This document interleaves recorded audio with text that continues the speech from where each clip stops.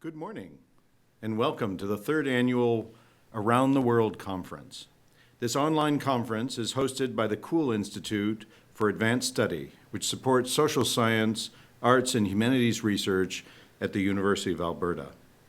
My name is Jeffrey Rockwell, and I am the director of the Kuhl Institute, or as we call it, KIAS. The KIAS Around the World conferences are experiments in worldwide research dialogue using the internet. We're trying to develop sustainable ways to have conversations about research. We also tend to focus on social science and humanities implications of the issues we deal with, though for this topic, we've invited a number of data scientists both here and elsewhere.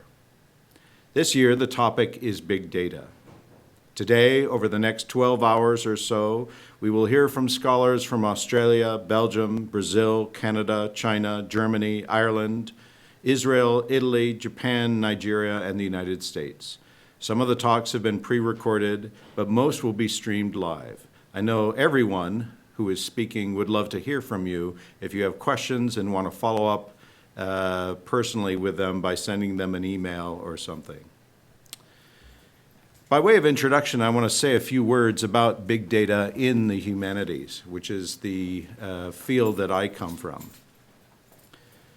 The availability of large-scale digital collections has challenged the way humanists interpret the human record. The availability of big data challenges us to ask different questions, try new computer-assisted research practices, and build new tools with which to interpret through visualization and other techniques. But big data also calls us to ask about the ethics of our research and, for that matter, our teaching. How was the student or cultural record gathered? Are we comfortable drawing inferences from data not willingly given for our interpretation? The business and IT sectors have latched on to a set of V's to describe big data. The original formulation has three: volume, velocity, and variety. But several variants also exist, including veracity and value. The idea is that due to changes in how information is created, stored, and transmitted, there is now a lot, volume, of heterogeneous data, variety, sometimes flowing very quickly, velocity, and from which businesses, governments, researchers can extract new truths, veracity, and make money, value. I would suggest that in the humanities, we need to ask about veracity and social value of interpretation drawn from big data, and just as importantly, the value of the massive infrastructure being built to gather and mine big data. As the big in big data suggests, the volume of data is the novel factor.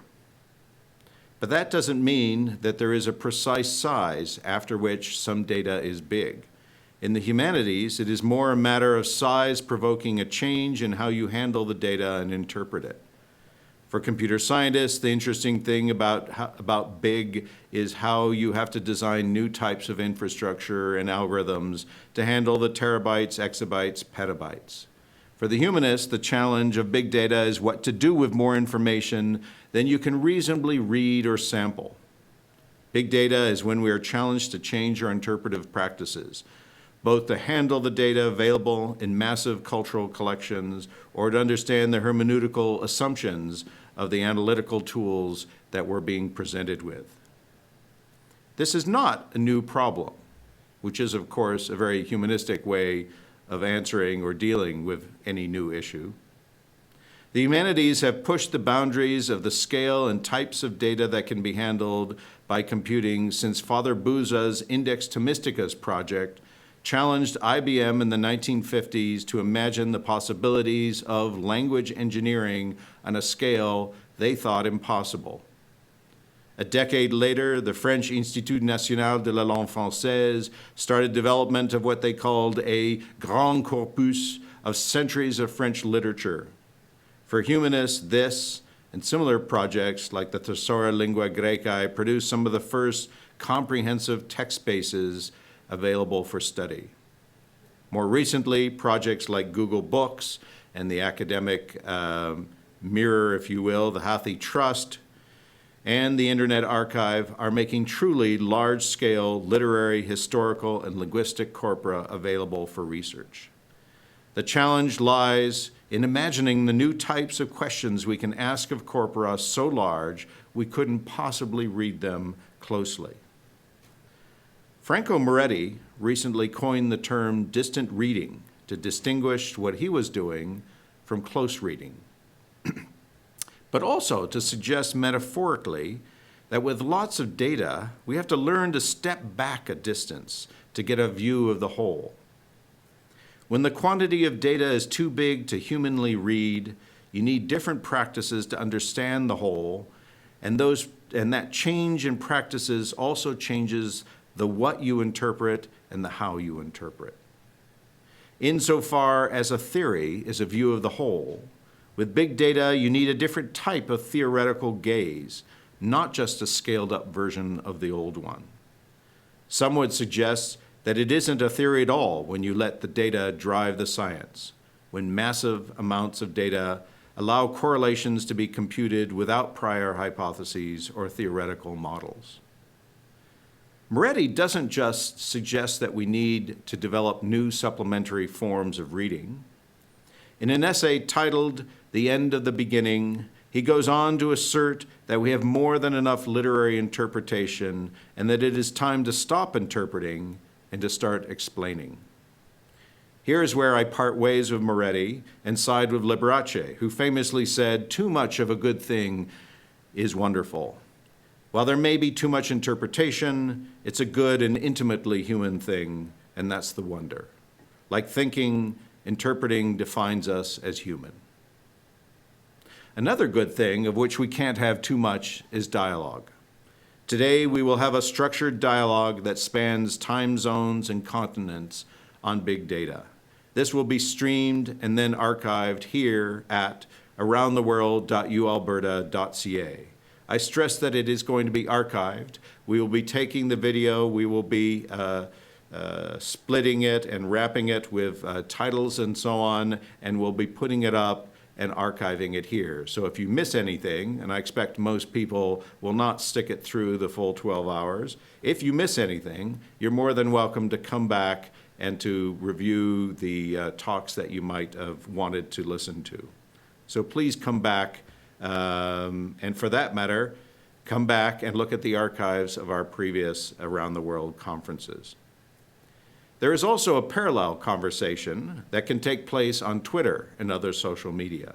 We encourage you to use hashtag U of A World and the hashtag Big Data if you want to have a conversation that others can follow and join in on.